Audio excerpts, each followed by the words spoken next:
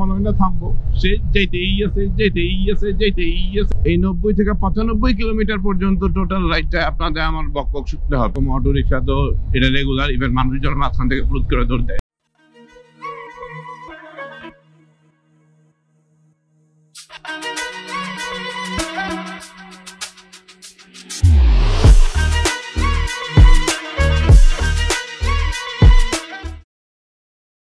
যখন আপনি দেখবেন কোন বাইকার ফুল হাতা গ্লাভস পরে, মোটা জ্যাকেট পরে, থাই ব্যাগ অথবা ট্যাঙ্ক ব্যাগ নিয়ে এই রোদের মধ্যে বাইক চালাইতেছে, তখন আপনার বুঝতে হবে যে সে ঢাকার বাইরে হাইওয়ে রাইডে যাইতেছে বা কোনো ট্যুরে যাইতেছে।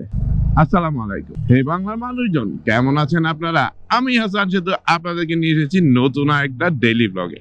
হ্যাঁ, শুধুমাত্র ডেইলি ব্লগ আজকে হচ্ছে না, আজকে হচ্ছে একটা হাইওয়ে রাইড। অলরেডি যেহেতু এই ভিডিওটা 2-3 দিন পরে আসে, তার মানে অলরেডি আপনারা বুঝে ফেলছেন যে আমি এখন যাচ্ছি প্রথমেই ঢাকা থেকে ময়মনসিংহ এ আজকে বাইক বিডির মোটো মিটআপ আছে এবং সেই সূত্রে আমরা একটা টিম বাইক বিডি ঢাকা থেকে ময়মনসিংহ এবং তার আশেপাশের বাইক বিডির যে টিম মেম্বাররা আছে সবাই এখানে থাকবে। নট অনলি দ্যাট, ওইখানে আরো অনেক অনেক শত শত বাইকার থাকবে। ওই ইভেন্ট এবং ঢাকা টু ময়মনসিংহ এর টোটাল রাইড নিয়ে হবে আজকের মোটো ব্লগ। ওই যে শুভ গুড বয় এবং আজকে আমার রাইডিং পার্টনার শুভ মিয়া। মাশাআল্লাহ শুভর অনেক ভালো এক্সপেরিয়েন্স রাইডের, কারণ ও কিন্তু পুরো অল ওভার ইন্ডিয়ায় রাইড করে আসছে এবং ঢাকা থেকে বরিশাল রেগুলার রাইড করে। নট অনলি দ্যাট, আমাদের অন্যান্য যে কোনো প্রজেক্টে হোক শুভ খুব ভালো রাইড করে এবং কেপিআর টর্চার টেস্টের পুরো সময়টার মেইন টর্চার কিন্তু ওই করছে।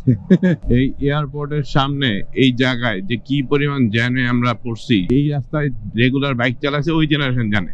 আজকের জেনারেশন তো এই ফ্লাইওভারে উঠে চলে যাবে, এই জায়গার জ্যামের যে আনন্দ এটা কিন্তু পাবে না। জ্যামের মোটেও আনন্দ ছিল না, আসলে একটু একটু করে পুরো সবকিছু ডেভেলপ হচ্ছে আলহামদুলিল্লাহ। তো আরো ডেভেলপ হোক আমাদের শহর, আরো ডেভেলপ হোক আমাদের সোসাইটি এবং আমাদের নেক্সট জেনারেশন যেন ফ্যাসিলিটি নিতে পারে। ফুয়েল নিচ্ছি এবং ফুয়েলের সাথে আমি কিন্তু একটা অ্যাডিটিভ ইউজ করছি এবং এই অ্যাডিটিভটা ইউজ করার মূল উদ্দেশ্য হইতেছে যেহেতু ঢাকার বাইরে যাব, কোনো প্রকার ফুয়েল নিয়ে কোনো প্যারা চাই না। এই অ্যাডিটিভটা ইউজ করলে ফুয়েল ক্লিন থাকবে এবং যদি এর আগে কোনো ময়লা থেকে থাকে ওগুলো ক্লিন করে ফেলবে এবং বেটার মাইলেজ দিবে। হ্যাঁ, ইয়ংলি ব্রেক প্যাড ইনস্টল করছি। স্টক ব্রেক প্যাড না লাগায়া ইয়ংলি ব্রেক প্যাডটা লাগাই, কারণ ইয়ংলি ব্রেক প্যাডটা লাগাইলে আমার মনে হয় এটা একটা পারফরমেন্স চেক করা যাবে। যেহেতু আমি একটা কন্টিনিউয়াস রাইড দিব, প্রথমে 150, তারপরে দিন 150, তারপরে দিন 150, টোটাল প্রায় 450-500 রাইড হবে। ওই টোটাল রাইডে ইয়ংলির ব্রেক প্যাডটা আমার মনে হয় সিটি রাইডের চাইতে হাইওয়ে রাইডে আমি এক্সপেরিয়েন্সটা বেটার নিতে পারবো। যেহেতু আমি স্টান্ট রাইডার আর এটা অলরেডি 5 বছর যাবত এই বাইক চলতেছে, ডিস্ক এখনো পাল্টানো হয়নি, স্টক ডিস্কটাই। তো যার কারণে আসলে দুইটা ডিস্কের অবস্থায় খারাপ। ওই খারাপ ডিস্কের অবস্থায় যখন আমি ব্রেক প্যাড নতুন লাগাইছি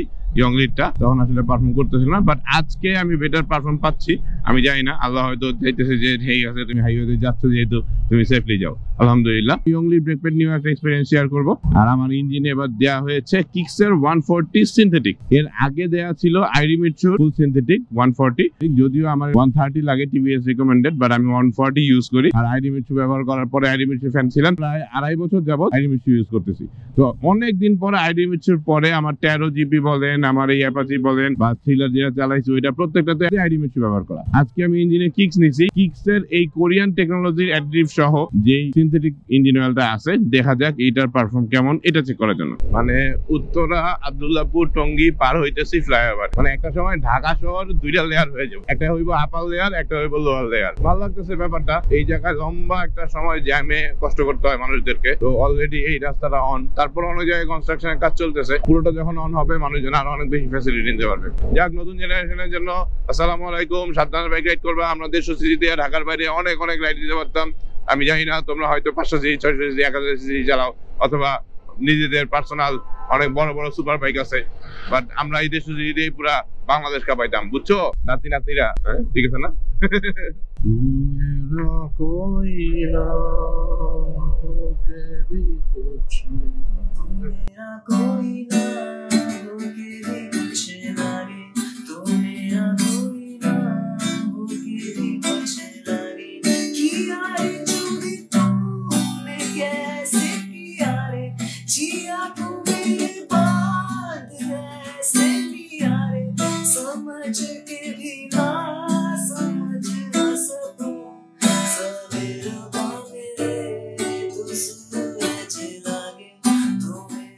সিংহ আমার ধারণা অনুযায়ী 90 থেকে 95 কিলোমিটার বাকি আছে। এই 90 থেকে 95 কিলোমিটার পর্যন্ত টোটাল রাইডটা আপনাদের আমার বকবক শুনতে হবে, এটা আপনারা বুঝতে পারতেছেন। তো যারা যারা পুরো ভিডিও দেখতে চান তারা সাথে থাকেন, আর যাদের ভালো লাগতেছে না আমার কথাবার্তা তারা এখনই স্কিপ করে চলে যেতে পারেন। তবে হ্যাঁ, যাওয়ার আগে একটা জিনিস বলবো, আপনি কিন্তু মিস করতেছেন। আচ্ছা, গেলে যান, একটা লাইক দিয়ে যান বা একটা সাবস্ক্রাইব করে যান বা একটা কমেন্ট করে যান, সেতু ভাই আপনার ভিডিও বোরিং লাগতেছে, ভালো লাগতেছে না। একটা সময় ছিল হাইওয়েতে রিস্ক ছিল বাস ট্রাক, আর এখনকার সময় হাইওয়েতে রিস্ক হইতেছে এই অটো রিক্সারা। আপনি ইয়ংলি ব্রেক প্যাড কেন? দুনিয়ার বেস্ট ব্রেক প্যাডও যদি ইউজ করেন কোনো লাভ নাই, আপনি ব্রেক ধরে থামাইতে পারবেন না, কারণ আপনারা কিন্তু তারা মেনে দিবে না। তারা এমন একটা পজিশনে চলে এসে দাঁড়াবে যে আপনি তারা মেনে দিতে বাধ্য হবেন। দেখেন, দেখা মনে হচ্ছে রাস্তা আসলে তাদের জন্যই বানানো হয়েছে, আমরা রং রোডে আছি। রাস্তা আসলে তাদের জন্যই বানানো হয়েছে, আমরা মনে হয় রং রোডে আছি। আল্লাহ, এইগুলোর জন্য আপনার দরকার 100% কনসেন্ট্রেশন। আর অবশ্যই বামে যাবেন না, ডাইনে থেকে চালান। ওই দেখেন না, নবাব, এরাই আসলে এখনকার সময় সত্যিকারের নবাব। কোনো রেজিস্ট্রেশন নাই, গভর্নমেন্টের কোনো ট্যাক্স দেয় নাই, যা মন চায় তা করতেছে, যেখানে মন চায় এখানে ঢুকায়। কারা কারা আমার মতো মনে করতেছেন যে এলাকায় অটো রিক্সার জ্বালায় বাইক না চালায় পায়ে হাঁটবেন? অবশ্যই আমার কমেন্টে জানাবেন যে অটো রিক্সা আপনার কোন এলাকায় কি পরিমাণ অত্যাচার করতেছে। কবে হবে ভালো? আচ্ছা, আমি এটা কই ঢুকে গেলাম? আচ্ছা, আমি মনে হয় অটো রিক্সার লেনে চলে আসছি। ওরা যেহেতু আমার লেনে চলে যায়, আমি কেন ওদের লেনে চলে আসতে পারবো না? তো এরকম একটা আলাদা করে লেন করলে কিন্তু হয়ে যায়। অনেকদিন পরে ঢাকা ময়মনসিংহ হাইওয়েতে আসছি। রাস্তাটা অতটা খারাপ না, আমি ভাবছিলাম। আমার পেছনের ব্রেকটা এখনো কম ধরতেছে, বাট সামনের ব্রেক ওকে হয়ে গেছে। সামনের ব্রেক ধরলেই জোস। আর পেছনের ব্রেকটা আমার মনে হচ্ছে এখনো একটু কম আসতেছে। আমার পেছনের দিকটা আসলে বেশি ক্ষয় হয়ে আছে, তারপরও যে একদম ধরতেছে না ব্যাপারটা তা না। আমার মনে হয় স্টকের চাইতে বেটার পারফর্ম করতেছে। কম্পেয়ার আসলে করতে হবে অন্য একটা বাইকের মধ্যে, যেটার মধ্যে স্টক লাগানো আছে ব্রেক, ওইটার সাথে যদি কম্পেয়ার করি তাহলে তখন বোঝা যাবে। আর এই কম্পেয়ার টেস্টটা কিন্তু অলরেডি আমাদের বাইক বিডির ইউটিউব চ্যানেলে করা হয়েছে, তো অবশ্যই এখানে যে আপনারা দেখে আসবেন। আর আফটার মার্কেট ব্রেক শুর মধ্যে ইয়ংলির যে প্রথম প্রশংসাটা আমি সবসময় করি, যে আফটার মার্কেট পার্টস গুলা অন্যান্য ব্র্যান্ডের যে ব্রেক শু গুলো আছে, ওই ব্রেক শু গুলা পাওয়া যায় ভালো স্পোর্টস বাইকের জন্য বা একটু বড় সাইজের দামি বাইকগুলোর জন্য, কিন্তু রেগুলার কমিউটার বাইকগুলোর জন্য আফটার মার্কেট ব্রেক শু কিন্তু অতটা অ্যাভেলেবেল সব ব্র্যান্ডের পাওয়া যায় না। বাট ইয়ংলি এখান থেকে উল্টা, ব্র্যান্ডের গুলোর পাশাপাশি আপনি কিন্তু রেগুলার কমিউটার সেমি স্পোর্ট যেগুলো আছে এই বাইকগুলোতেও কিন্তু আপনারা ইয়ংলির ব্রেক প্যাড পাবেন। বাংলাদেশে যতগুলো মডেল আছে ম্যাক্সিমাম সব মডেল আছে শুধুমাত্র 13 বাদে। তো 13 জিবি নাই, 13 জিবি বাদে কম বেশি সব জিপিএক্স যেমন থেকে শুরু করে ইন্ডিয়ান বাইকগুলো থেকে শুরু করে জাপানি স্পোর্টস বাইকগুলো পর্যন্ত সবগুলো বাইকের জন্য ইয়ংলি ব্রেক প্যাড আছে, এবং স্টক ব্রেক শুর মতোই প্রাইস, ইভেন কিছু কিছু জায়গায় তার চেয়েও কম প্রাইস। তো এই কারণে আসলে ইয়ংলি ব্রেক প্যাডটা আমার কাছে প্রথম যখন এটা সম্পর্কে জানছি তখনই ভালো লাগছে। আর বাকি ডিটেলসটা তো আরেকটু ব্যবহার করতে করতে আপনাদেরকে বলবো। কোনো খারাপ জিনিস পেলেও সেটাও বলবো, আর যদি কোনো ভালো লাগা জিনিস পাই সেটাও বলবো। একটু কিন্তু ক্ষুধা লাগছে না শুভ? খিদা লাগছে ভাইয়া। ও যে ডেডিকেটেড রাইডার, মনে হয় না থামবো, সে যেতেই আছে। কত চিল, একদম ইন্ডিয়ান রাইডার, পাশাপাশি একদম রেসার, ঠিক আছে? লাগায়া লুকায়া ভাই কই যাও, হ্যাঁ এগুলাই করো না, ঠিক আছে? জিক্সার চালাইতেছে কেপিএল নিয়ে এরকম করে, ঠিক আছে? আবার ভাবলয় না, ভালো চালায় মাশাআল্লাহ। আজকে ওই লিডার, আমি পিছনে ফলো করতেছি। যাও বাবা যাও, এগিয়ে নিয়ে যাও আমাকে। মিউজিক तू मेरा कोई ना हो के भी कुछ लागे, तू मेरा कोई ना हो के भी कुछ लागे, कोई ना हो के भी कुछ लागे, तू मेरा कोई ना। আমি তো দেখতাছি তুই মনে কিছু খুঁজতাছস, আমি ভাবতাছি কি খুঁজছস? গাড়ি খুঁজতেছি, বললো যে গাড়ি রোডের বাম পাশে রাখ। কোন সময় ওভারটেক করব জানি না। এরা খাইতে বসছে, আমরা এই জায়গায় খাই। Swapnapuri hotel and restaurant, mini Chinese. আমরা কেমন চাইনিজ খামো? ওহো,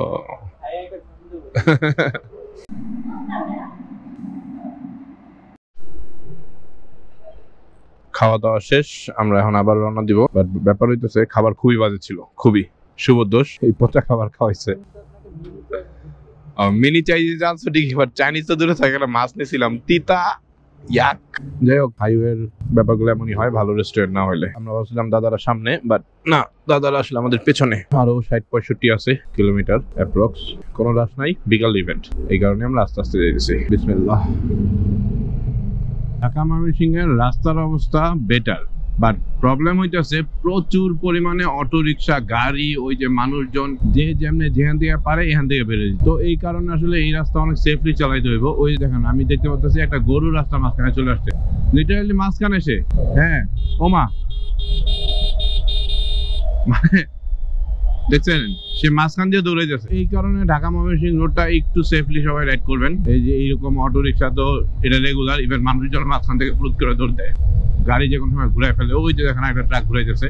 তো এই সিচুয়েশনটাতে আসলে এই রাস্তাটা এই কারণে ঝুঁকিপূর্ণ। এই জিনিসগুলো কখনোই পুলিশ কিন্তু টোটাল অফ করতে পারবে না যদি আমরা নিজেরা সচেতন না হই। এই কারণে হাইওয়েগুলোতে অ্যাক্সিডেন্টও কিন্তু বেশি হয়। মোটরসাইকেলে ট্রাভেল আর বাসে ট্রাভেলের মধ্যে ডিফারেন্স কি জানেন? আপনি যখন বাসে কোনো ডেস্টিনেশনের উদ্দেশ্যে ট্রাভেল করবেন, আর ঠিক তখন আপনার টোটাল জার্নিতে শুধুমাত্র ওই ডেস্টিনেশনের আনন্দটুকু আপনারা নিতে পারবেন। টোটাল বাসের জার্নির কোনো আনন্দ নাই। বাসে উঠেন, হেডফোন কানে লাগান, একটু মোবাইল ওয়াচ করেন, তারপরে ঘুমতেন। জ্যাম থাকলে বমি বমি লাগবে, একটু আচার খাবেন, চিপস খাবেন, আর না হয় বাইরে বেশিক্ষণ দেখার সুযোগই নেই, কারণ বাইরে তো এখন রোদ, আর রাতের বেলা হলে তো এমনিতেই দেখা যায় না। বাট মোটর সাইকেলের ট্যুরের সবচাইতে যে আসল মজা, আপনি প্রতিটা মুহূর্ত এনজয় করবেন, প্রত্যেকটা রাস্তা এনজয় করবেন, প্রত্যেকটা থ্রটল এনজয় করবেন, প্রত্যেকটা ব্রেক এনজয় করবেন। তো এই যে ব্যাপারটা, এইটাই হচ্ছে মোটরসাইকেল ট্রাভেলারদের সাথে বাসের ট্রাভেলারদের ডিফারেন্স। যার কারণে মোটরসাইকেলের ট্রাভেলাররা কিন্তু আরো বেশি স্বাধীন, বেশি মাস্তি করে এবং অনেক বেশি বেশি এনজয় করতে পারে প্রত্যেকটা ট্যুর, প্রত্যেকটা ট্রাভেল। এই যে মনে করেন ময়মনসিংহে যাচ্ছি, ময়মনসিংহের কোনো স্পেশাল জায়গা ঘোরার কোনো প্ল্যান কিন্তু নাই, কিন্তু তারপরেও ভালো লাগতেছে।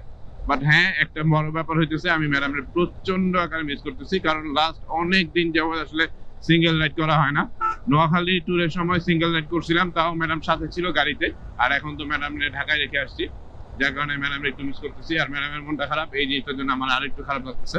তো এই মাসে অনেক ব্যস্ত সময় কাটবে, অনেকগুলো ইভেন্ট আছে, আর স্টান্ট শো আছে, ম্যাডামের সাথে ঘোরাঘুরি আছে, অনেক রাইড আছে, সবকিছু মিলে আল্লাহ যদি রেজিকে রাখে এই মাসটা ভালো কাটার কথা, উইথ অনেক অনেক ব্যস্ততা। আর আমাদের ব্যস্ততা মানেই তো মজা। চায়ের ব্রেক, চায় মাশাআল্লাহ। অ্যাপাচি যে যাই বলুক না কেন, জোস। 5 বছর আগের বাইক, এখনো সুপার সাপোর্ট। তুমিও ভালো। চাকটা খাওয়া শেষ, 20-25 কিলোমিটার বাকি আছে দাদার গাড়ির সামনে। ভেন্যু নাকি রেডি হয়ে গেছে অলরেডি। মানে আমরা বেসিক্যালি মোটোমিটাপে যে ইভেন্টের জন্য যাচ্ছি, ওই ইভেন্টের ভেন্যু রেডি হয়ে গেছে। এই দেখছেন, বলছিলাম না যে কোনো সময় অটোরিকশা ঘুরবে, মানুষজন পারাপার, এই জিনিসগুলো খেয়াল রাখতে হবে। আমরা ময়মনসিংহ শহরের ভিতরে আছি, সাইনবোর্ড দেখিনি, বাট তারপরও শিওর কারণ হচ্ছে এখানে অটোরিকশার প্রভাব দেখা যাচ্ছে। শুধুমাত্র ময়মনসিংহ না, ঢাকা সহ বাংলাদেশের সবগুলো শহরেই কিন্তু এখন অটোরিকশার প্রভাব অনেক বেশি। আমরা এখন ভেন্যুর দিকে যাবো ফার্স্টে, তারপরে হোটেলে যাবো। তো শুভ একটু পরপরই গুগল ম্যাপ দেখতেছে, কারণ শুভ ভেন্যু চিনে না, আমিও ভেন্যু চিনি না। গুগল ম্যাপে আমাদের ভরসা। আজকে অনেক বাইকারের সাথে দেখা হবে, আমি আসলে এক্সাইটেড বাইকারদের সাথে দেখা করার জন্য। যাক, মামার বসার জায়গা নেই, একদম ডাইন পাশে চাই পাশে এমনি ধরে চালাইতেছে। আমি অটোরিকশার উপরে এত বিল্লা কেন? আমি না, আমার মনে হয় সবাই বিল্লা। খুব ডিফারেন্ট কিছু লাগতেছে না, বাংলাদেশের অন্যান্য শহরগুলোর মতোই। অনেকে আমরা মনে করি ঢাকা ছাড়া ঢাকার বাইরের অন্য কোনো সিটিতে মনে বড় বড় বিল্ডিং নেই, কিন্তু না, এখন ডেভেলপার সব জায়গায় ঢুকে গেছে, সব জায়গায় ডেভেলপ করতেছে, যান্ত্রিক ডেভেলপ।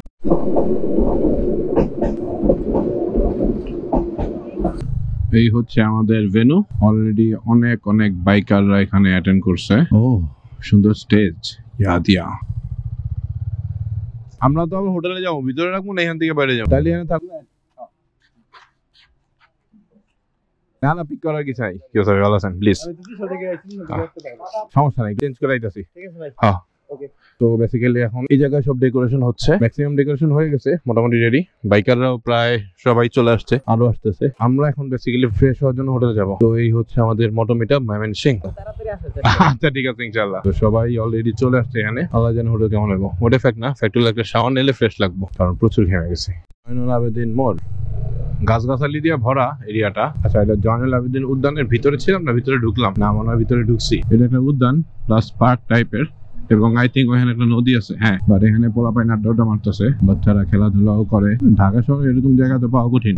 নদী, দেন আড্ডা মারার জায়গা, রেস্টুরেন্ট, আর বড় বড় গাছ। পানি খাবি? নে পানি খা। ওয়েলকাম। তো চলে আসছি আমরা হোটেলে। শাওয়ার দরকার, শাওয়ার। তুমি তো এমনি স্টান করতেছো, তুমি যে খুশি বউরে থুইয়া আয়া আবার স্টান্টের কথা কও।